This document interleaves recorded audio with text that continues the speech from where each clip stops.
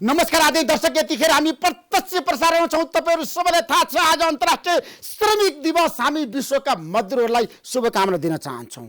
उहाँहरूको श्रमको सम्मान सबैले गर्नुपर्छ। आज हाम्रो देशमा लकडाउन छ, विश्वमा लकडाउन छ। मजदुरहरू पीडामा छन्, समस्यामा छन्। मजदुरहरूले खान पाएका छैनन्, कतिपय ठाउँमा मजदुरहरू रोइरहेका छन्। त्यसैले आजको कार्यक्रममा हामी मजदुरहरूको पीडामा मजदुर नेताहरू कहाँ हुनुहुन्छ भन्ने बारेमा विशेष रूपमा चर्चा गर्दैछौँ। हाम्रो देशमा बेरोजगारीहरू धेरै छन् र रोजगारीको लागि हामीले जसरी वातावरण बनाउनु पर्थ्यो त्यो बनाउन पनि सकेका छैनौँ। र पछिल्लो समय त नेपालमा मात्रै होइन, विश्वमै बेरोजगारीहरूको सङ्ख्या हत्तै बढेको छ। अब नेपालमा साँच्चीकै श्रमिकहरूको सम्मान कसरी आत्मसात गरेर अगाडि बढ्ने त आजको कार्यक्रममा हामी यसबारेमा विशेष रूपमा चर्चा गर्दैछौँ। राष्ट्रपतिदेखि प्रधानमन्त्री शीर्ष नेताहरू सबैले घोषणा गर्नुभएको छ श्रमको हामी सम्मान गर्छौँ र कुनै पनि श्रमिकहरू भोकै बस्नु पर्दैन भनेर सबैले भन्नुभएको छ, शीर्ष नेताहरूले पनि भन्नुभएको छ।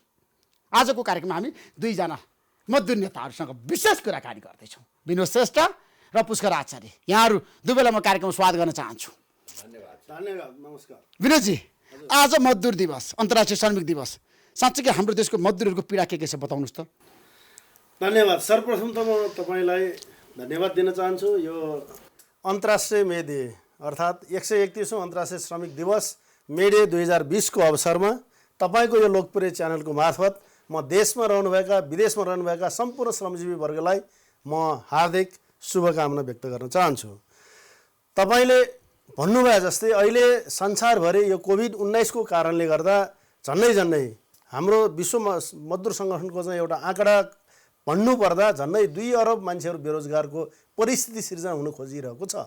त्यस्तो अवस्थामा यदि त्यो 2 अरबको जनसङ्ख्या बेरोजगार हुने स्थितिमा नेपाल जस्तो चाहिँ विकासोन्मुख देशका श्रमिकहरू सबैभन्दा बढी पीडामा हुन्छन्। यो तथ्य लुकाएर लुक्दैन। र अहिले नेपालको सन्दर्भमा कुरा गर्ने हो भने नेपालका श्रमिकहरू सबैभन्दा बढी पीडामा छन्, सबैभन्दा बढी समस्यामा छन्। त्योभन्दा पनि अझ भन्ने हो भने क्याटेगोराइज ढङ्गबाट छुट्याउने हो भने दिनका दिन कमाएर खानुपर्ने श्रमिकहरू सबैभन्दा बढी जालादारी मजदुरहरूको पीडा धेरै छ। जालादारी मजदुरहरू दर्दनाक छ। तपाईले हेर्दाखेरि बुझ्दाखेरि एकातिर कोरोनासँग लड्नुपर्ने बाध्यता छ, अर्कोतिर भोकसँग लड्नुपर्ने बाध्यता छ। अब तपाईँ भोकसँग लडेर त लड्ने हो कि कोरोनासँग लड्ने? पहिला त भोकसँग लड्नु पर्यो क्या, मान्छेले खाना पाउनु पर्यो। म भन्छु आजको दिनमा अन्तर्राष्ट्रिय श्रमिक दिवसको अवसरमा श्रमिक अवसरको दिनमा भोकसँग लड्न सक्नु पर्यो। त्योभन्दा पनि बढी सबै श्रमिकहरूले, सबै श्रमजीवीहरूले सम्मानपूर्वक मर्यादितपूर्वक काम गरेर खान पाउनु पर्यो। पुष्करजी, हाम्रो देशमा मजदुरहरूले काम गरेर खान पाएका छन् आजको दिनमा? अब सबै मजदुरहरूले काम गरेर खान पाएका छैनन्, तर जे जतिले खान पाइरहेका थिए अहिले यो विश्वव्यापी फैलिएको महामारीको कारणले त्यसबाट पनि मजदुरहरू वञ्चित छन्। अहिले समस्या त हो। अहिले नेपालका श्रमिकहरू जो टेन्टेटिभली 1,40,00,000 श्रमिक भन्छन्, ती श्रमिकहरूमध्ये 60-70 लाख त देश बाहिरै छन्, एब्रोडमै। भारत बाहेक 40 देखि 45 लाख मान्छे छन्। भारतमै पनि 30 लाखभन्दा घटी मान्छे काम गरिरहेका छैनन्। नेपालमा काम गर्ने सङ्गठित र असङ्गठित क्षेत्रका मजदुरहरू निकै नै छन्। आज यी सबै मारमा परेका छन्। आप्रवासी श्रमिक विदेशमा अप्ठ्यारोमा छन्। स्वदेशमै आप्रवासी रहेका एक जिल्लादेखि अर्को जिल्लामा आप्रवासी रहेका मजदुरहरू अझ बढी पीडामा छन्। त्यसमाथि पनि दिनदिनै कमाएर खाने मजदुरहरूको पीडा अत्यन्त कठिन अवस्थामा छ। र यो कठिन अवस्थामा हामी मे डेको सन्दर्भमा खुसी बस गरिरहेछौँ होइन? एक आज विश्वका मजदुरहरूको लागि होइन, खुसीको दिन पनि हो। म त्यही भन्दै थिएँ, यो यो यो यो मजदुरहरूको खुसी मनाउने दिनमा सबैभन्दा बढी पीडा मजदुरले भोग्नु परेको छ। यो दिनमा हामी ट्रेड युनियनहरूले मजदुरहरूलाई शुभकामना दिइरहँदा स्वस्थ रहनुहोस्, कोरोना सङ्क्रमणबाट बच्नुहोस् पनि भन्ने छ, भोकै नमर्नुहोस्, खाना पाउनु पर्यो क्या। श्रमिकहरूको उन्नति, मेरो आग्रह छ तपाईहरुलाई, श्रमिकहरूको उन्नति प्रगतिमा पनि ध्यान दिनु परेको छ। र राज्यले यो सङ्कटको बेला विशेष रूपमा श्रमिकहरूलाई विशेष ध्यान दिनुपर्छ भन्ने परिस्थिति निर्माण भएको छ। नेपालका श्रमिकहरू श्रम बेच्ने बाहेक अरू केही छैन। अझ यो आन्तरिक रूपमा आप्रवासनमा रहेका श्रमिकहरू त यस्तो पीडाको अवस्थामा छन् कि तपाईँले देख्नुभयो, सैकडौँ मिटर पैदल हिँडेर आफ्नो घरमा गएर नुन भात खान पनि जान तयार भए, खान नपाएरै हो। त्यसैले अहिलेको श्रमिक रोगले भन्दा भोकले मर्लान् भन्ने चिन्तामा छ। त्यस दिशामा हामीले हेर्नु परेको छ। विनोदजी, तपाईँको पार्टी आज देशको एकदम बागडोर सम्हालेको छ। नेपाल कम्युनिस्ट पार्टीको नेतृत्वमा सरकार छ। देशको प्रधानमन्त्री केपी शर्मा ओली हुनुहुन्छ। उहाँले पनि अन्तर्राष्ट्रिय श्रमिक दिवसको अवसरमा शुभकामना दिइसक्नु भएको अवस्थामा उहाँले भन्नुभयो अब मजदुरहरू भोकै मर्नुपर्ने अवस्था सिर्जना भयो हाम्रो देशमा। त्यो अवस्थामा हामी पुग्यौँ। त्यसका कारणहरू खोजौँ, किन त्यो भइरहेको छ। भोकै मर्नु पर्यो वा परेन, वा चाहिँ मरिरहेको अवस्था छ वा छैन, यी जम्मै परिस्थितिको कारक तत्त्व के हो ऋषिजी? जनता जान्नुपर्छ। मजदुरहरू त्यही खोजिरहेको छ। तपाईँ जनता जान्न चाहन्छन् भन्नुहुन्छ, म मजदुर जान्न चाहन्छन्। यो परिस्थितिको सृजनाकार को हो? अब तपाईँको माध्यमबाट यो खोज्नु जरुरी छ। अहिले जुन पुष्करजीले एकदम राम्रो कुरा गर्नुभयो, भोकै मान्छे चाहिँ बाटोमा हिँड्न बाध्य भए। त्यो बाध्य हुनुको कारण के हो? हामीले भन्यौँ, नेपाल ट्रेड युनियन महासङ्घले भन्यौँ, नेपाल ट्रेड युनियन काङ्ग्रेसले भन्यो, नेपालका सम्पूर्ण श्रमजीवी मजदुरहरूको सङ्गठनहरूले भन्यो। के भन्यो भने भन्दाखेरि लकडाउन हुन साथै दैनका दिन काम गर्ने खाने मजदुरहरूलाई राहतको प्याकेज ल्याऊ। सरकारले ल्यायो। सरकारले भन्यो, प्रधानमन्त्रीले भन्यो, भोकै मर्न दिन्न, भोकै पर्न दिन्न, भोकै मर्न दिन्न भने राहतको प्याकेज ल्यायो। तर विडम्बना त्यो राहत ऋषिजी, म तपाईँलाई भन्छु, त्यो दुरुपयोग कसले गर्यो तपाईँले खोज्नुपर्छ। तपाईँ जस्ता पत्रकार साथीहरू लाग्नुपर्छ। लाइनका लाइन हिँडेका मान्छेहरूको मात्रै ताती देखाएर पुग्दैन। त्यो ताती देखाएर कसका कारणले गरेर कुन चाहिँ ठाउँबाट मानिलिउँ तपाईँको घरबाट निस्कियो भने, तपाईँ यो बानेश्वरमा बसेर चाहिँ एउटा बानेश्वरबाट निस्केको मजदुरलाई तपाईँ सोध्नुहुन्छ किन जानुभयो, भोकै मर्न लाग्यो त्यसरी, अनि तपाईँ सोध्नुहुन्छ ट्रेड युनियनका नेता कहाँ छ, विनोद श्रेष्ठ कहाँ छ, पुष्कर आचार्य कहाँ छ भनेर सोध्ने होइन। तपाईँले सोध्नुपर्छ। तपाईँको नेतृत्व गर्दा तपाईँ हो नि त, होइन, अध्यक्ष हो, अध्यक्ष तपाईँको दायित्व होइन। जिफोनका अध्यक्ष, जेटियुसीका अध्यक्षलाई सोध्न सक्नुहुन्छ। त्योभन्दा पहिले तपाईँले सोध्नुपर्ने के हो भन्दा त्यो नीति कार्यान्वयन नगर्ने वडा अध्यक्षलाई सोध्नुपर्छ कि पर्दैन? त्यो सरकारलाई तपाईँले दबाब दिनु पर्दैन। दबाब दिएकै कारण नेताहरू मिलेर गाउँ-गाउँमा, सुन्नुहोस् बस्ती-बस्तीमा, सुन्नुहोस् यहाँ कुरा, दबाब नदिएको भए, एनटियुसीले दबाब नदिएको भए, नेपाल ट्रेड युनियन महासङ्घले दबाब नदिएको भए, त्यो अहिले निस्किएका जति छन् त्यसका 1000 गुणा बढी श्रमिकहरू सडकमा आउँथे होला। यद्यपि म सहमत केमा छु भने एकजना पनि सडकमा आउनु हुँदैन थियो, एकजना पनि हिँड्नु हुँदैन थियो। त्यसमा हामी सहमत हुँदै पनि तपाईँको भने कि खाना देऊ कि जान देऊ, तपाईँको विकल्प के? त्यही भने अब ऋषिजी कुरो के हो भने तपाईँले विनोद र चाहिँ पुष्करलाई सोधे जस्तै गरेर तपाईँले त्यो मजदुरको बस्तीमा गएर वडा अध्यक्षलाई प्रश्न गर्नुभयो। गरेको छु मैले, मेयरलाई गरेको छु, मेयरलाई गर्नुभयो। त्यस कारणले गर्दा यो दायित्व के हो भने तपाईँको हो, यो दायित्व मेरो हो। अहिले कोही पनि विपक्ष छैन, कोही पनि प्रतिपक्ष छैन। कोरोनाको विरुद्ध सबै एक ढिक्का छ, एक ढिक्का हुनुपर्छ।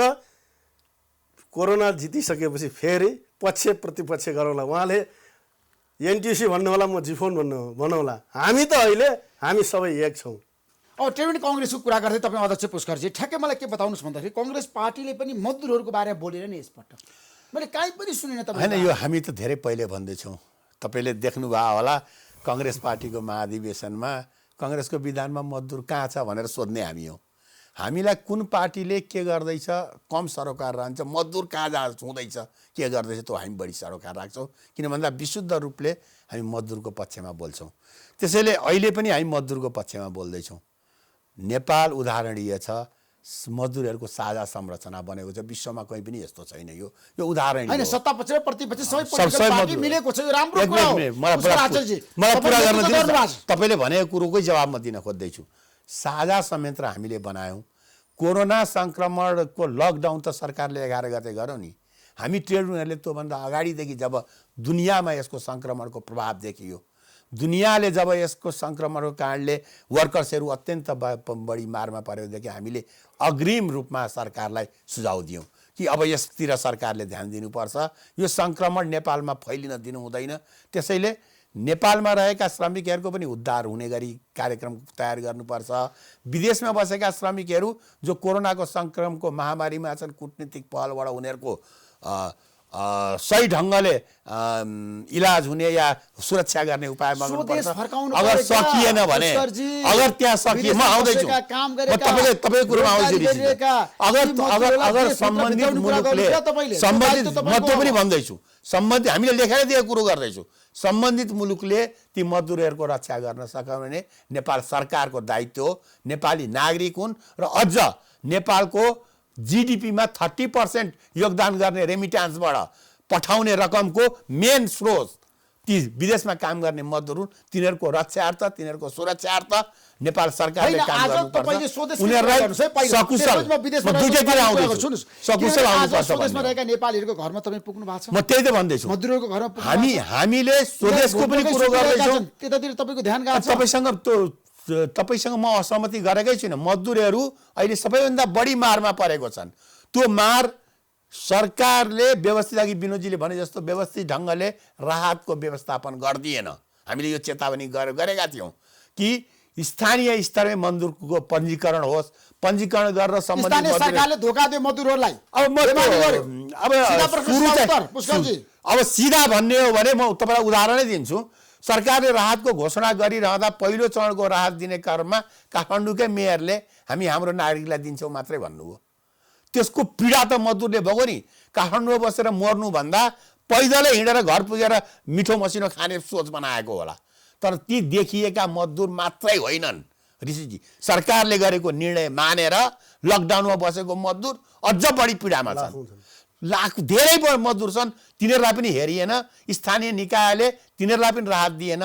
हामी ट्रेड युनियनहरूले आफ्नो क्षमताले भ्याएसम्म आफ्नो आफ्नो ढङ्गले गऱ्यौँ, तर त्यो पर्याप्त हुँदैन थियो। त्यसैले हामीले भन्यौँ यस्तो बेलामा सरकारले नेतृत्वदायी भूमिका निर्वाह गर्नुपर्छ।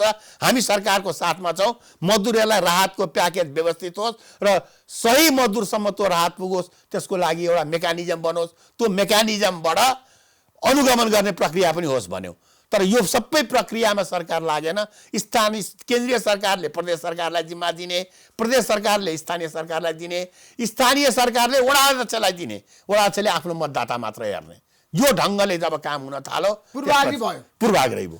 त्यो कारणले यो समस्या भयो। विनोदजी, तपाईँलाई थाहा छ नेपालको मजदुर आन्दोलनको इतिहास लामो छ। राणा शासनको विरुद्धमा गिरिजाप्रसाद कोइराला, मनमोहन अधिकारीहरूले त्यतिखेर जुन किसिमको छ नि झन्डा उठाएर सुरु गरेको मजदुर आन्दोलन हो नि। जरुर। तर आज हामी कहाँ छौँ? तपाईँलाई थाहा छ, पुष्करजीले भन्नुभयो, विनोदजी ठ्याक्कै भन्नुहोस्, बिपी कोइरालासम्मको छ नि त्यतिखेर मजदुरहरूको हकहितमा काम गरेका नेताहरूले जन्माएको पार्टीले तपाईँहरूले आज जसरी मजदुरहरूको पीडाको कुरा गरिरहँदाखेरि किन समस्याको समाधान गर्न तपाईँहरू एक भएर लाग्नु भएन? सडकमा किन जानु भएन? सुन्नुहोस्, अब कुरो के हो भन्दाखेरि तपाईँले भन्नुभयो जस्तै यो मजदुर सङ्गठन नेपालको ट्रेड युनियन आन्दोलनको इतिहासलाई हेर्ने हो भने त्यो इतिहास काङ्ग्रेस पार्टीभन्दा जेठो छ, कम्युनिस्ट पार्टीभन्दा जेठो छ। सुरुमा नेपालको ट्रेड युनियन आन्दोलनको इतिहास तपाईँ हेर्नु हो भने गिरिजाप्रसाद कोइराला, मनमोहन अधिकारी, श्रद्धेय यी नेताहरूले जन्माएको सङ्गठनहरू। समयक्रममा बिस्तारै बिस्तारै अगाडि बढ्ने क्रममा विवाद भयो होला, के भयो होला, यहाँसम्म आउँदा हाम्रो महसुस के हो भन्दाखेरि यो देशमा मजदुर वर्गकै कारणले गर्दा तपाईँ राणाशाही ढाल्ने पनि को इतिहास पल्टाएर हेर्नुहोस्, ट्र्याक्टरलाई ट्याङ्क बनाएर राणाहरूलाई धपाउने को नेपालका श्रमिक नै हुन्। पञ्चायतलाई फाल्नका निमित्त 36 सालमा चाहिँ अगाडि बढ्ने को खुट्टामा जुत्ता नभएका श्रमिकहरू नै हुन्। 46 साल वा 63 साल वा हरेक जङ्क्चरमा यहाँसम्म हरेक ठाउँको आन्दोलनमा अग्र मोर्चामा लड्ने शक्ति श्रमिक नै हुन्। तर विडम्बना हामीलाई भन्न बाध्य छ, देशको व्यवस्था परिवर्तन भयो, श्रमजीवीहरूको अवस्था परिवर्तन भएन। अब यस्तो किन भयो? यस्तो किन भयो भन्दा अहिले पनि नेताहरू पुगेपछि मजदुरहरूलाई बिर्सिए, यिनीहरूको समस्यामा बिर्सिए पनि होला। तर लागेन सक्ने भयो। तपाईँले मलाई नै सोध्ने हो भने अझ त्योभन्दा पनि जटिल कुरा के हो भन्दा यो समाजमा जुन जकडिएको सयौँ वर्षदेखि जकडिएको सामन्ती स्वभाव हो, सामन्ती समाज हो, सामन्ती व्यवहार हो, सामन्ती चिन्तन हो, नेपालका अधिकांशसँग यो सामन्ती स्वभाव व्यवहार चिन्तन गएको छैन। त्यस कारणले गर्दा सामन्ती चिन्तनले के भन्छ भन्दा काम गरी खाने साना, काम लगाउने ठुला, कुर्सीमा बस्ने ठुला, तल चाहिँ अब भुइँमा बस्ने साना भन्ने जुन सामन्ती चिन्तन हो, यो चिन्तन नफेरिएको कारणले गर्दा पनि अहिले त्यो भएको छ। अब यसमा फेरि यत्रो आन्दोलन भयो, केही पनि भएन, केही पनि भएनको पनि कुरा होइन, धेरै कुराहरू भएको छ। तर सेवा सुविधा मजदुरले पाएनन्, मेरो भनाइ क्लियर हो। त्यही त भन्दैछु, जति पाउनुपर्ने पाएनन्, हरेक ठाउँमा जति पाउनुपर्ने पाएनन्, हैन पाएनन्। नेताहरू सम्पन्न भए, मजदुरहरू गरिब हुँदै गएका छन् हाम्रो देशमा। त्यस कारणले गर्दा यसको चुरो कुरोतिर जाउँ भनेर मैले अघिदेखि भन्दैछु। चुरो कुरो के हो भने भन्दा अब नेपाली मजदुरहरूले पनि अर्काका लागि मात्र काम गर्ने होइन, आफ्नै लागि काम गर्ने दिन आयो, यसरी सोच्नुपर्छ भन्ने कुरा हो। त्यसै कारणले गर्दा भन्यौँ, तपाईँले अघि नै उहाँलाई पनि मलाई पनि पार्टी पार्टी पार्टी भनेर भनिरहनु भएको छ। हामी अब पार्टीको छत्र छायामा मात्र बस्ने कि पार्टीभन्दा एक स्टेप उठ्ने, जसरी उठिसकेका छौँ। जसरी पार्टीहरूभन्दा जेठो ट्रेड युनियन आन्दोलन मनमोहन गिरिजा प्रसाद कोइरालाहरूले चाहिँ उठाएको आन्दोलन अब पार्टी भनेर मात्र बस्ने स्थिति नभएको कारणले गर्दा विगत आज 11 वर्ष अगाडिदेखि नै हामीले चाहिँ गृह कार्य गऱ्यौँ। कुनै बेला तपाईँलाई भन्छु, म जनताहरूलाई अनुरोध गर्न चाहन्छु, कुनै बेला पुष्कर आचार्य विनोद श्रेष्ठ यसरी सँगै बस्ने सक्ने स्थितिमा थिएन। बोलचाल बन्द थियो, त्यसबाट हामीले सिक्यौँ, त्यसबाट हामीले सिकेर त्यसबाट पाठ बढेर हामीले के गर्यौँ भन्दा जबसम्म वर्गीय एकता हुँदैन तबसम्म मजदुर वर्गका चाहिँ उद्धारको काम हुँदैन भनेर हामीले 11 वर्ष अगाडिदेखि सहकार्य गर्न थाल्यौँ। सहकार्य गर्दै गर्दै गर्दै हामीले एक ठाउँमा अहिले म ट्रेड युनियन महासङ्घको अध्यक्ष, उहाँ एनटियुसीको अध्यक्ष। हामीलाई गर्व लाग्छ नेपालमा भएका सबै महासङ्घहरू अहिले 10वटा महासङ्घहरू दर्ता छन्। त्यो 10वटा महासङ्घको अध्यक्ष पुष्कर आचार्यजी मेरो पनि नेता भन्न हामी गर्वका साथ भन्छौँ। त्यस कारणले गर्दा अब हामीले भनिरहेका छौँ मजदुर सङ्गठन पार्टीको आदेशमा चल्ने सङ्गठन होइन। न एनटियुसी चल्छ काङ्ग्रेसले भनेको आधारमा यो गर त्यो गर पुष्कर भन्न गर्दैन, न कम्युनिस्ट पार्टीले भनेको आधारमा जिफोन चल्छ। हामी चल्छौँ त के भन्दा वर्गीय सवालमा हामी वर्गीय हकितको लागि विनोदजी गर्नु भएको छैन। सर्वहारा वर्गको आज तपाईले समर्थन गर्छौं भनेर भन्नु भएको छैन कम्युनिस्ट पार्टीको कुरा गरे तपाईले भने गरे नगरे सर्वहारा वर्गको हो नि त कम्युनिस्ट पार्टीले गर्ने त। यहाँ सुन्नु न, गरे नगरे तपाईको मुखले भनेर हुन्छ कि व्यवहारले भनेर हुन्छ, मैले भनेर हुन्छ कि व्यवहारले भनेर हुन्छ। इभिडेन्टमा जाउँ, हामी तथ्यगत रूपमा जाउँ। 2046 सालसम्मको स्थिति के थियो? आजकै दिन 46 सालसम्म पनि हामी सडकमा नारा मई दिवसमा छुट्टी पाउनै पर्छ भनेर नारा लगाउँथ्यौँ। आज छुट्टी पाएको छ। हिजो हामी सबै स्थायी हुनै पर्छ भनेर माग गर्थ्यौँ, सडकमा आउँथ्यौँ। 240 दिन पुर्याएर मात्र स्थायी हुने व्यवस्था थियो, अब स्थायी अस्थायी जम्मै हटेको छ। हिजो सबै मजदुरलाई ऐन कानुन पालना गर्नुपर्छ, कानुन ल्याउनुपर्छ भनेर भनेका थियौँ। 10 जनाभन्दा कम ठाउँमा ऐन कानुनै लागू नहुने स्थिति थियो। अहिले त्यो जम्मै हटेको छ, त्यो जम्मै प्राप्त गरेका छौँ। अहिले हामीले थुप्रै चिज प्राप्त गरेका छौँ। त्यस कारणले गर्दा के पनि चिज पाउँदै पाएन, खत्तमै भयो, सिद्धियो भन्ने नकारात्मक कुरा मात्रै कहिलेसम्म गर्नुहुन्छ इसिसी? सकारात्मक सोच मेरो छ विनोदजी, पुष्करजी। तर म मजदुरहरूको कुरा आज बोलिरहेको छु क्या। मलाई धेरै मजदुरहरूले देशभरिबाट आज फोन गरेर, हिजो फोन गरेर, अस्ति फोन गरेर भनेका छन्, ऋषि धमलाजी हाम्रो देशमा 3 तहको सरकार छ, तर कुनै पनि सरकारले हाम्रो खानेर बस्ने व्यवस्था गरेन लकडाउनमा।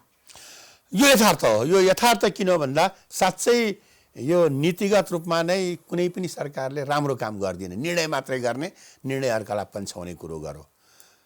म भारतमा पनि हेर्छु केन्द्र सरकारले जब कुनै निर्णय गर्छ त्यसको नीति बनाउँछ, कार्ययोजना बनाएर तल पठाउँछ। नेपाल सरकारले निर्णय गरेको थियो, राम्रो थियो, हामीले स्वागत गऱ्यौँ। मजदुर युनियनले लकडाउन अत्यन्त उपयुक्त, यो कोरोनाको सङ्क्रमणबाट बच्ने, सामाजिक दूरी कायम गर्नेदेखि बाहेक विकल्प छैन। यसको अहिले दबाई निस्केको छैन, त्यो हुनुपर्छ भनियो। तर सरकारले लकडाउन पछि राहतको प्याकेजको घोषणा, तर आज पनि मजदुरहरू काम गरिरहेका छन्। हामीले स्पेशल रिपोर्टिङ गरिरहेका छौँ। आज बेलुका 7 बजे म भन्दै पानी परिरहेछ, मजदुरहरू काम गरिरहेका छन्। सरकारले राहतको प्याकेजको घोषणा गर्यो, हामीले त्यो पनि स्वागत गर्यौँ। त्यो राहतको प्याकेजपछि सरकारले लकडाउन अवधिको तलब दिने भन्ने नीतिगत निर्णय गर्यो र त्यो तलब मात्र होइन सामूहिक सुरक्षामा राख्ने दुवै पक्षको रोजगारदाताले दिने पैसा पनि म राखिदिन्छु भनौँ होइन।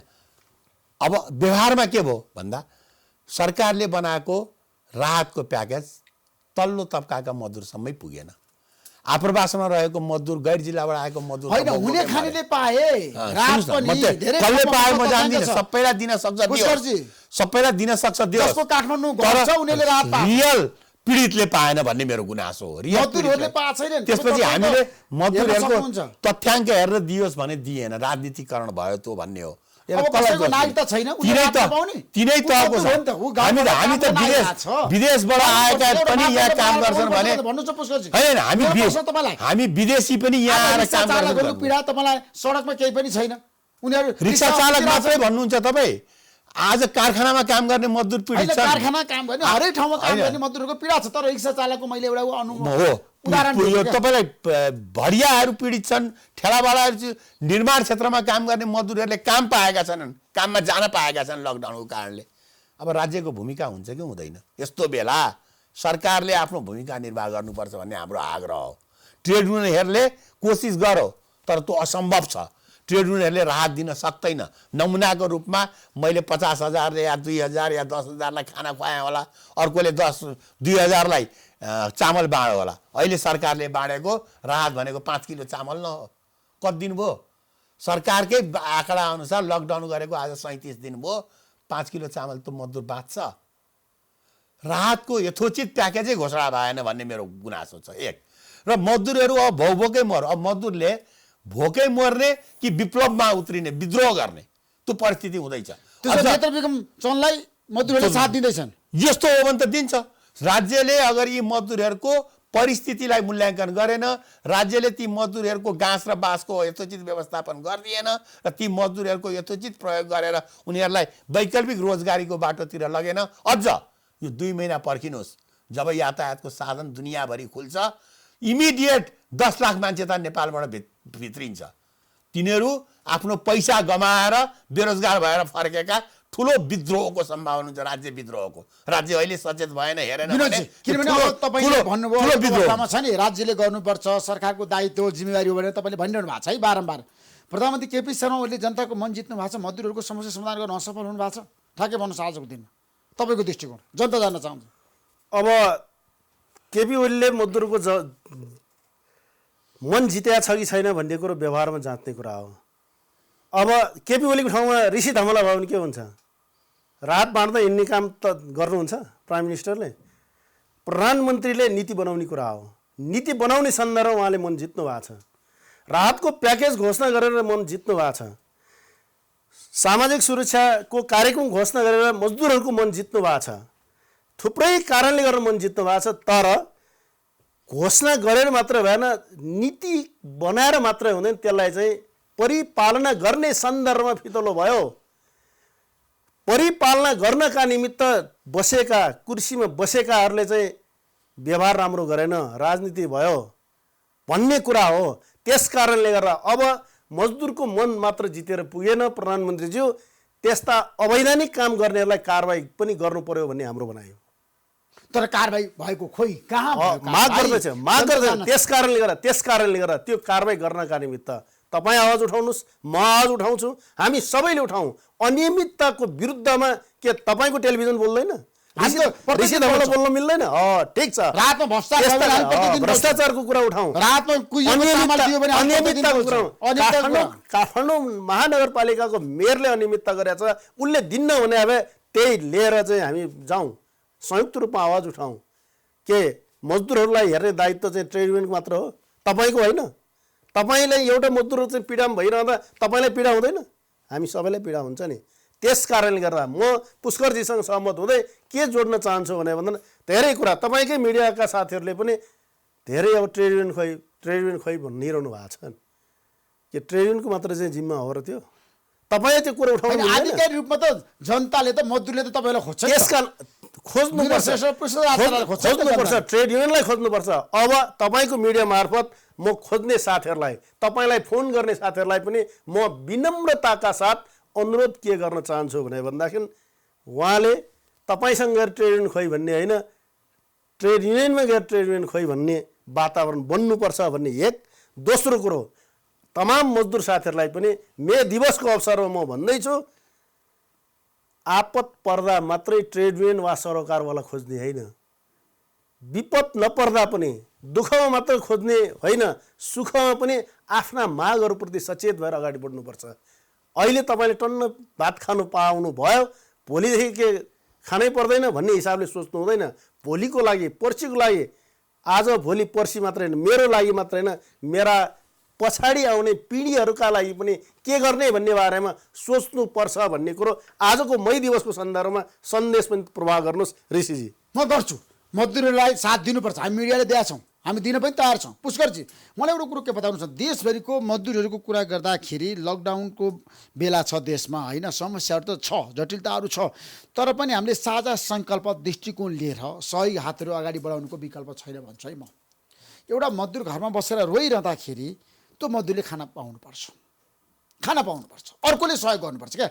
र एउटा घरमा तपाईँलाई थाहा छ नि, परिवारका सदस्यहरू बसेर खाइरहँदाखेरि अर्को घरको परिवारको सदस्यले खाएको छ कि छैन भनेर त्यतितिर पनि सबैले ध्यान दिनुपर्छ है। त्यो दायित्व हामी नेपालीहरूमा छ भन्ने मलाई लाग्छ।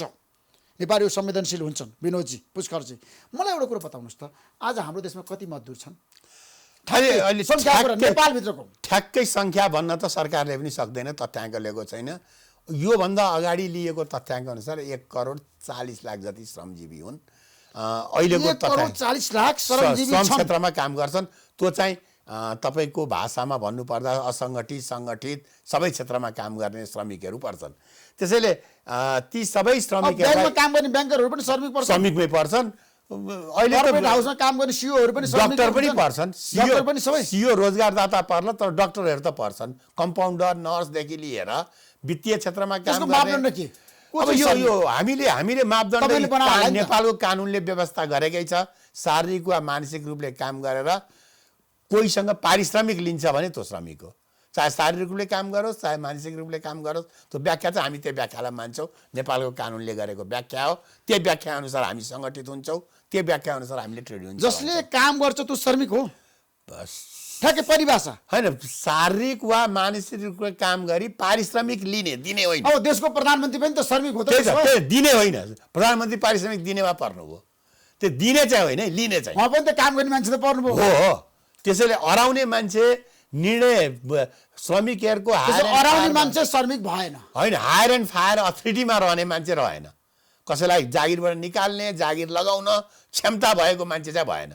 नभए अरू त श्रमिकै हो। श्रमिकको क्याटेगोरी अलग अलग होला, तर सबै श्रमै गर्न। प्रसाद कोइरालाले भन्ने गर्नुहुन्थ्यो, जहाँ जाँदा पनि मजदुरहरूको बिचमा जाँदाखेरि म मजदुरबाट आएको मान्छे भनेर भन्नुहुन्थ्यो। हो, विराटनगर जुट मिलमा कामै गरेको, क्लर्कको काम गर्नुहुन्थ्यो।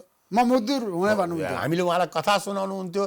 हाम्रो के अरे चन्द्र शमशेरको कुन चाहिँ उसले त्यहाँ स्टुलमा बसिराख्ने सजाय दियो अरे उहाँलाई, नेतागिरी गरौँ भनेर।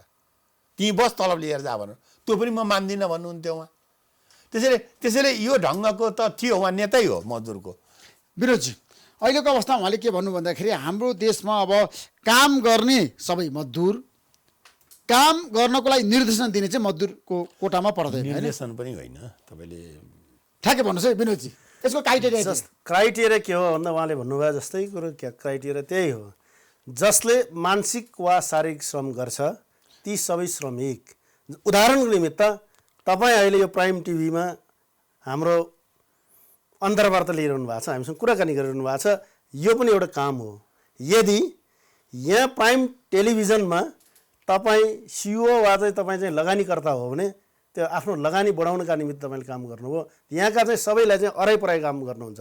तपाईँ मजदुरभन्दा एक स्टेप माथि उठ्नुभयो। यदि तपाईँ अन्तर्वार्ताकार मात्रै हो, पत्रकार मात्रै हो, तपाईँ चाहिँ परिश्रम मात्रै गरिरहनु भएको छ भने तपाईँ हाम्रै क्याटेगोरी, तपाईँ र म एउटै क्याटेगोरीमा छौँ भन्ने मेरो विचार हो। त्यस कारणले गर्दा अहिले हामी श्रमिक त सबै श्रमिक होला, सबैले काम गर्नुपर्छ। काम ठुलो वा सानो कुनै पनि हुँदैन। प्रधानमन्त्रीले गर्ने काम चाहिँ एकदम भयानक ठुलो, एउटा चाहिँ सफाइ मजदुरले काम गर्ने चाहिँ सबैभन्दा सानो। त्यो कुनै काम सानो वा ठुलो कुनै हिसाबमा हामी छुट्याउँदैनौँ। मात्रै के हो भने व्यवहार। अझै पनि हाम्रा श्रमजीवी पत्रकार साथीहरू हामी श्रमिक भन्नलाई लाज मान्नुहुन्छ। हामी त श्रमिक हौँ, श्रमिक हो। त्यस कारणले सबै श्रमिक हौँ भन्ने हाम्रो भनाइ हो। मात्रै के हो भने ट्रेड युनियनमा आबद्ध हुन पाउने वा नपाउने भन्ने कुरो मात्रै हो। जो ट्रेड युनियनमा आबद्ध हुनका निमित्त जोले काम लगाउने अधिकार प्राप्त छैन, जस्तै यहाँ प्राइम टेलिभिजनमा तपाईँको मातहतमा 50 जना 200 जना वा 100 जना कतिजना छन्, तपाईँले सबैलाई काम लगाउनुहुन्छ भने तपाईँ श्रमिक हुँदाहुँदै पनि, तपाईँले परिश्रम गरेको हुँदाहुँदै पनि तपाईँलाई ट्रेड युनियन अधिकार प्राप्त हुँदैन। कुरा त्यति मात्रै हो। ट्रेड युनियन अधिकार कसले प्राप्त गर्ने र कसले प्राप्त नगर्ने भन्ने कुरो मात्रै उहाँले भन्नु खोजे हो। त्यस कारणले गर्दा हामी के भन्छौँ भने भन्दा सबै श्रमजीवी वर्गलाई मर्यादित कामको अवसर हुनुपर्छ भन्ने हाम्रो भनाइ हो। यदि मर्यादित भयो भने, श्रमलाई चाहिँ मर्यादित भयो भने, श्रमलाई सम्मान गर्ने वातावरण भयो भने कोही पनि मान्छे श्रमदेखि डराएर भाग्दैन। अहिले तपाईँ जानुहोस्, अहिले त तपाईँ हिँड्नेहरूलाई चाहिँ सोध्नुभयो म त श्रमिक भोकै मर्लाएँ भन्नु हो। अब यदि त्योभन्दा 20 दिन 30 दिन अगाडि कोही चाहिँ श्रम गर्नतिर चाहिँ बाटोमा हिँडिरहेका चाहिँ साथीलाई तपाईँ सोध्नुहुन्थ्यो भने तपाईँ कहाँ जानलाई, काम गर्न जानलाई हो, श्रमिक हो भन्दा उसले भन्दैन म अफिस जानलाई भन्छ। किन भन्दा उसलाई के थाहा छ भन्दा श्रमिक भर्यो भने हेप छ भन्ने कुरो थाहा छ क्या। त्यो त गलत हो नि त। त्यस कारण धेरै मान्छे श्रम गरेर मजदुर भएर नेता भएको छन्, यही चाहन्छौँ, प्रधानमन्त्री भएको छन्। तपाईँलाई इभिडेन्स दिन्छु म, हामी यही चाहन्छौँ। कतिपय संसारभरि कतिपय काम गर्ने मान्छेले संसारमा लाज मान्नु हुँदैन। त्यही त म लाज मानिरहेको छैन, मैले भनिरहेको हाम्रो परम्परा मात्र भनिरहेको छु। यही देशको परम्परा के छ, तपाईँ खोज्नुहोस्, खोज्दा के पाइन्छ भने भन्दा सेक्सन अफिसर लेभलका मान्छेहरू यहाँ काम गर्न डराएर काम गर्न चाहनुहुन्न, अमेरिका जानुहोस्, भाँडा माझिरहेर भेट्नुहुन्छ तपाईँ। यहाँको चाहिँ प्रोफेसरहरू विडम्बना हो क्या, अमेरिकामा जानुहोस् चाहिँ त्यस कारणले त्यहाँ सम्मान छ। किन यस्तो भयो भन्दा जहाँ श्रमको सम्मान हुन्छ त्यहाँ श्रम गर्न कोही पनि डराउँदैन। हाम्रो देशमा सम्मान हुँदै सकेको छैन। किन पुष्कर के कहा यो मानसिक रूपले मान्छे तयार छैन श्रमिकलाई सम्मान गर्न। राज्यले कानुन बनाएको छ सम्मान गर्ने गरी, त्यो कानुनलाई कार्यान्वयन गर्न सकेको छैन। अघि विनोदजीले भन्नुभयो नि, हामी कहाँ ट्रेड युनियनहरूले धेरै काम गर्यो कानुन ल्याउने दिशामादेखि लिएर। नेपालमा त कानुनै थिएन नि श्रमिकको। अहिले सबैलाई श्रमिकको क्याटेगोरीमा ल्याएर सङ्गठन गर्ने अधिकारदेखि कानुनमा त आयो, संविधानमा आयो, हामी आफै पनि त्यसमा इन्भल्भ भयौँ। सामूहिक सुरक्षा ऐन आयो, श्रम ऐन आयो।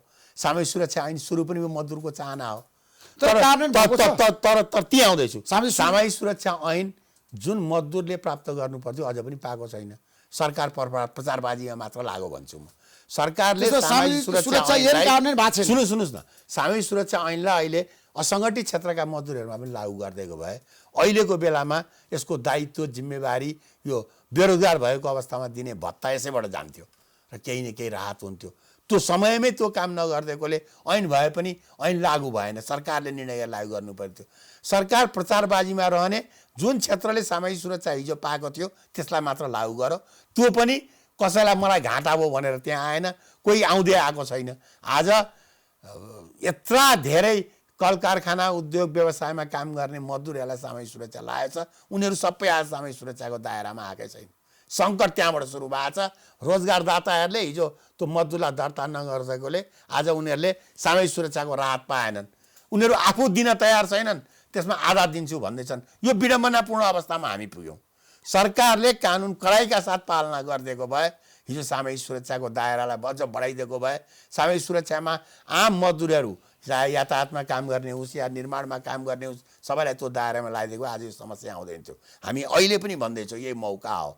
यस्तो अप्ठ्यारोबाट सहज बाटो निस्किन्छ। अहिले पनि मजदुरहरूलाई पञ्जीकरण गरेर उनीहरूको यथार्थ विवरण राख्ने हो भने सामाजिक सुरक्षाको योजना लागू गर्न सकिन्छ। तपाईँहरूसँग मेरो प्रश्न छ नि, दुईवटा छ है पुष्कर र विनोदजी।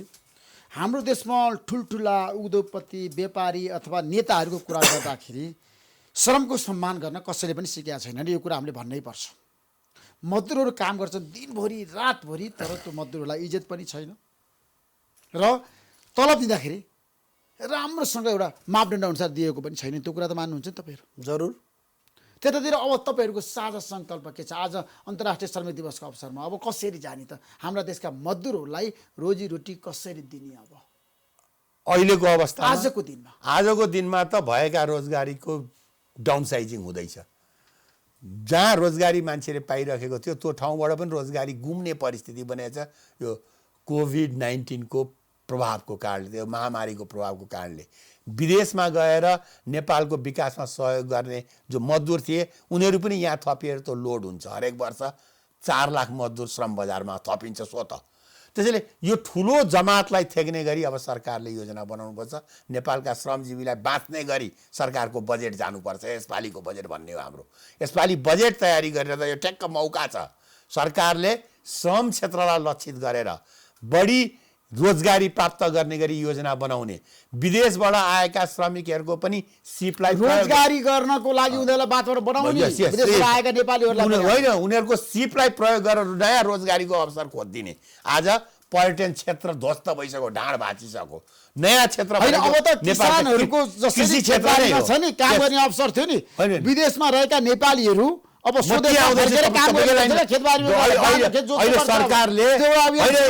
सरकारले कृषि क्षेत्रलाई अत्याधुनिक बनाउने, नयाँ प्रविधिबाट युक्त गराउने र ती सिप सिकेका मान्छेहरूलाई त्यहाँ लगाउने र नयाँ रोजगार तरकारी उत्पादन गर्ने। अब त्यसैले सरकारको ध्यान जानु पर्यो। त्यो बोलेर त हुँदैन नि। त्यसको लागि बजेट अहिले बजेट राख्ने बेलामै सरकारले नेतृत्वदायी भूमिका लिनुपर्छ भनेको हो। यहाँ दक्षिण कोरियामा के सरकारले नै भूमिका र यस्तो सङ्कटको बेला सरकारले सबै स्टेक होल्डरलाई साथ लिनुपर्छ। सरकारले प्रतिपक्ष दललाई पनि साथ लिनुपर्छ र यो मुलुक बनाउने दिशामा अहिले सरकार लाग्ने हो। 2/3 बहुमत प्राप्त सरकारले धेरै कुरो गर्न सक्छ। त्यतातिर सरकार लागोस् र यो मुलुकलाई कोरोनाको सङ्क्रमणबाट निकास दिने र यो मुलुकका मजदुरहरूको उद्धार गर्ने गरी काम गरोस्। सरकार आपसी कुर्सीको खिचातानीमा नअल्झियोस्। सरकार दलहरूलाई तोडफोड गर्ने गरी कानुन होइन, यो बेमौसमको बाजा बजाउने होइन, अहिलेको कोरोना सङ्क्रमणसँग लड्ने गरी सारा समाजलाई एक ठाउँमा राखोस् र नेपालका श्रमिकहरूको हितार्थ काम गरोस्। नेपालका उद्योगपति जसले बढी से बढी श्रम क्षेत्र श्रम रोजगारी दिएका छन् उनीहरूलाई राहत दिएर उनीहरूको उद्योग सस्टेन गर्ने पनि काम गरोस्। हामी त्यसमा आपत्ति जान्दैनौँ। सधैँ उद्योगपतिले मजदुरलाई पाल्छ भन्ने मान्यता हामी राख्दैनौँ।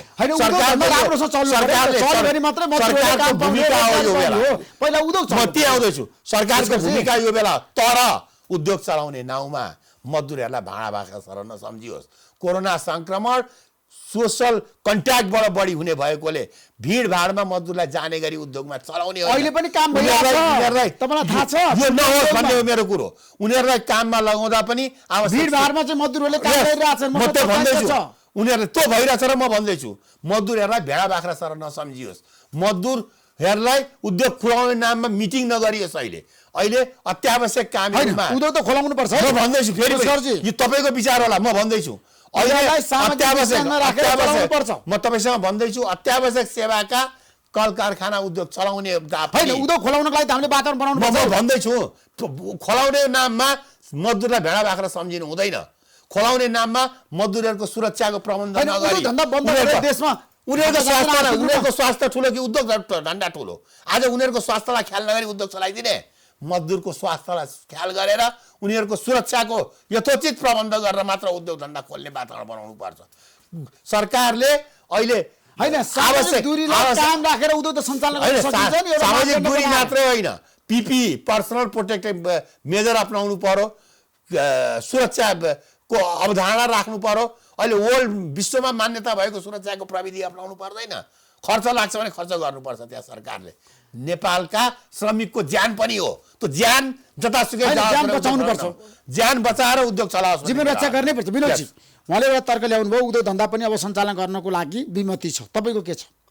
प्रधानमन्त्रीले पनि यसरी बुझौँ, यो विमति होइन। उहाँले विमति भन्नुभएको छैन। विमति नै भनेको होइन। उहाँले विमति भन्नुभएको छैन। मजदुरको सुरक्षालाई ख्याल गर्न चलाउनु पर्छ। उद्योग चलाउने नाममा मजदुर वर्गमा सङ्क्रमण भित्राउनु हुँदैन। उहाँको तर्क त्यो हो। मैले यसरी बुझेँ। त्यस कारणले गर्दा त्यसमा म मात्र होइन, मेरो महासङ्घ मात्र होइन, उहाँको महासङ्घ मात्र होइन, हामी देशभरिका सम्पूर्ण श्रमजीवीहरू हामी एक ठाउँमा छौँ। उद्योग सञ्चालन गर्नुपर्छ। WHO ले मान्यता दिएको प्रोटोकलको आधारमा चलाउनुपर्छ। अहिले तपाईँले पनि हेरे भन्नुभयो, अहिले यदि अति आवश्यक वस्तुहरू उद्योग धन्दाले उत्पादन नगरेको भए के हुन्थ्यो? लकडाउनको बीचमा बन्दाबन्दी र चाहिँ आपूर्ति व्यवस्था कारखाना त चलिरहेछ नि त, मजदुरले काम गरिरहेछ, सामग्री छैन, सबै चलेको छ। त्यसकारणले गर्दा सबै चलेको छैन, त्यही उद्योगहरू चलेको छ। त्यो उद्योग चलेको ठाउँमा पनि हाम्रो प्रश्न के हो भने भन्दा त्यहाँ सामाजिक दूरी कायम गरिरहेको छैन। त्यहाँ हाम्रा व्यवस्थापकहरूको चाहिँ मेन्टालिटी हेर्नुहोस्, एक डल्ला साबुन किनेर एउटा बाल्टिन पानी राख्दा उहाँको कति खर्च हुन्थ्यो, त्यति पनि गरिएको छैन। यो अपराध हो भन्ने कुरा मात्रै हामीले भन्नु खोजेका हो। त्यस कारणले गर्दा सामाजिक दूरी कायम गरौँ, WHO र हाम्रो स्वास्थ्य मन्त्रालयकै चाहिँ प्रोटोकल अनुसार चाहिँ श्रमिकहरूलाई चाहिँ काम लगाउँ, त्यसमा कुनै आपत्ति छैन। उनीहरूलाई चाहिँ गरिने व्यवहार सबै अरू मान्छेलाई गर्ने व्यवहार सरह गर्नुहोस्।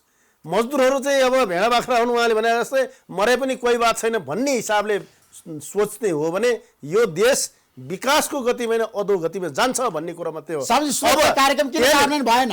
तपाईँको पार्टीले किन गरेन, सरकारले किन गरेन? मेरो पार्टी वा उहाँको पार्टी वा कसैको दायित्व हो। दायित्व के हो भने भन्दा त्योभन्दा अगाडि म एक शब्दमा तपाईँलाई के भन्न चाहन्छु भने भन्दाखेरि हाम्रा उद्योगपतिहरूको मेन्टालिटीको कारणले गर्दा यो लागू भएन। सबै मान्छेहरू के छ भने ठुला मान्छेको अगाडि ठुला कुरा गरिदिने यिनै उद्योगपतिहरू होइनन्। हाम्रो चाहिँ प्रधानमन्त्रीको अगाडि चाहिँ नयाँ युगमा प्रवेश गर्यो भनेर चाहिँ घोषणा गरिरहँदा एकदम चाहिँ राम्रो कुरा ल्यायो भनेर 1 वर्ष अगाडि मलाई सम्झना छ ऋषिजी, तपाईँले मलाई यही राखेर अर्को उद्योगपतिलाई यही राखेर यही पोजिसन गर्नुभएको थियो, अब हामी लागू गर्छौँ भनेर जानुभयो होइन? तपाईँले उत्तर दिनुभयो होइन हामी विमति छैन भनेर यही फोरममा भन्नुभयो होइन? तर खोइ त्यो भन्ने साथीले नै लागू गरेको खोइ नेपालीको एउटा उखान पनि छ ऋषिजी, ठेस नलागिकन बुद्धि आउँदैन। अब यो कोरोनाले एउटा ठेस लगाएको छ, सायद बुद्धि पलायो होला। म प्रमाणसहित तपाईँलाई भन्न चाहन्छु, कोरोना भाइरस आउनुभन्दा अगाडि चैत्र 1 गतेसम्म पनि हाम्रा मजदुरहरूलाई सामाजिक सुरक्षामा जानु हुँदैन भने प्लिट गर्ने हाम्रा साउजीहरू, हाम्रा मालिकहरू लकडाउन पछि यो बन्दाबन्दीमा पास खोजेर बन्द भएको सामाजिक सुरक्षा कार्यालयमा गएर मजदुरहरूको पञ्जीकरण गर्न थाल्नु भएको छ ऋषिजी। यही लकडाउनको बिचमा पनि झन्डै 5000 भन्दा बढीको सङ्ख्यामा सामाजिक सुरक्षामा चाहिँ दर्ता गएको छ। त्यस कारणले गर्दा अहिले त उहाँहरूले पनि थाहा पाउनुभयो नि यो त सामाजिक सुरक्षा चाहिने रहेछ भनेर। त्यस कारणले गर्दा म यो फोरम मार्फत अनुरोध गर्न चाहन्छु, बेला घड्किया छैन, अझै पनि समय छ। सबै रोजगारदाताहरू जाउँ, विपक्ष होइन पक्षमा बोलौँ। कतिपय मजदुर साथीहरूलाई पनि भ्रमित पार्नु भएको छ। त्यसमा एकदम समय कम छ। ठ्याक्कै भने विनोदजी, आजको दिन लकडाउनको बेलामा मजदुरहरू जहाँ जहाँ छन् उनीहरूले खाना पाउनुपर्छ है, ध्यान दिनुहोस्, एकदम प्लान गर्नुहोस्, योजना ल्याउनुहोस्, कार्यक्रम ल्याउनुहोस् र घर घरमा जानुहोस्। यसमा विमति नेताहरूको दायित्व र जिम्मेवारी बढी छ। यसमा विमति नै छैन, सबैले खानु पाउनुपर्छ। पुष्करजी, तपाईँहरू साझा सङ्कल्प लिएर दुवैजना घर घरमा जानुहोस् त मजदुरको। होइन, हाम्रो सङ्कल्पै छ, हामीले बारम्बार उतार दिनुहोस् है, मजदुरले खाना पाउनुपर्छ। होइन, खाना पाएनन् क्या, मेरो आग्रह। सुन्नुहोस्, खाने व्यवस्था गर्नुपर्छ क्या। त्यसका निमित्त हाम्रो भूमिका के छ भन्नु। त्यसका निमित्त सुन्नुहोस्, यहाँ त्यसको निमित्त हिजै मात्रै पनि जेटियुसिसीको तर्फबाट नेपालका सबै महासङ्घको तर्फबाट हामीले श्रम मन्त्रालयलाई यो काम गर्नु पर्यो भने मात्रै भनेनौँ, हामीले आफ्नो कोषबाट उठाएको 10,01,11 रुपियाँ प्रधानमन्त्री राहत कोषमा पनि प्रदान गऱ्यौँ। हिजो भर्खरै प्रदान गऱ्यौँ। त्यस कारणले गर्दा त्यो सिम्बोलिक मात्रै हो। हामीले बचाउने होइन, अघि उहाँले भनेको बचाउने होइन, जिम्मेवारी प्राप्त गरेका सबै साथीहरूलाई म सबैको सन्दर्भमा के भन्न गइरहेको छैन भने 753वटा सरकार छ, स्थानीय सरकार 7000 भन्दा बढी चाहिँ छन्। त्यसमध्ये खराब पनि छन्, फेरि कतिपय नेपालीहरू स्वदेशमा फर्क्यो भने काम पाउँछन्। काम पाउनुपर्छ, एक काम पाउँछन् मात्र होइन, अब दिन सकिन्छ। अघि नै उहाँले भन्नुभयो काम दिन सकिन्छ वा सकिँदैन बहसको विषय भन्दा पनि अब काम उहाँहरूको सिप, उहाँले अघि नै भन्नुभयो उहाँहरूको सिप, उहाँहरूको दक्षतालाई अब युटिलाइज गरेर उहाँहरूलाई मात्र काम दिने, उहाँहरूले एउटा मजदुर विदेशबाट चाहिँ आएको मजदुरले 10वटा मजदुरलाई चाहिँ रोजगार दिने कामको सृजना गर्नका निमित्त हामीले संयुक्त रूपमा भनिरहेका छौँ नेपाल सरकारलाई उनीहरूको सिप अनुसारको योगदान दिने क्षमताको आधारमा निर्व्याजी ऋण प्रदान गरोस्। यदि निर्व्याजी नै दिन सक्दैन भने 1 वा 2% सरल तरिकाले उनीहरूलाई चाहिँ ऋण प्रवाह गरोस्। रोजगार सिर्जना गर्ने काम गरोस्। उनीहरूलाई काम दिने उनीहरूको कामबाट उनीहरूको सिपबाट रोजगार सजिलो छ ऋषिजी। काम गरोस्। सरकारले अब योजना बनाउने बेला ठ्याक्क आएको छ, बजेटमा श्रमिकलाई ध्यानमा राखेर योजना बनाओस्। त्यो पनि विदेशबाट नेपाल आउने श्रमिक, नेपालमा एउटा क्षेत्रबाट बेरोजगार भएर अब अर्को क्षेत्रमा लाग्ने श्रमिक र नयाँ श्रम क्षेत्रमा आउने श्रमिक, यिनीहरूलाई ध्यान दिएर इमान्दारीपूर्वक योजना बनाउने हो भने नेपालमा यो कोरोना संक्रमण जुन महामारीको रूपमा छ यो अत्यन्त यो सञ्जीवनी बुटी हो। नेपालले नेपालीलाई मजदुरको लागि सही गर्नु पर्यो। त्यति मात्र होइन, नागरिकको हितार्थ राज्यको सबै अहिले हामीले चुनौती एकदम चुनौती देखिरहेछौँ। म त के सम्भावना देख्छु भन्दा यो चुनौतीलाई अब सरकार, ट्रेड युनियनहरू, रोजगारदाताहरू मिलेर अवसरमा बदलौँ। नेपाल अगाडि बढ्ने चाहिँ समृद्धिको बाटो पनि यो कोरोनाले ल्यायो भन्ने कुरो जगजाहेर गरौँ। Thank you so much. नमस्कार। नमस्कार। धेरै धेरै धन्यवाद दिन चाहन्छु। शुभकामना। नमस्कार। धन्यवाद।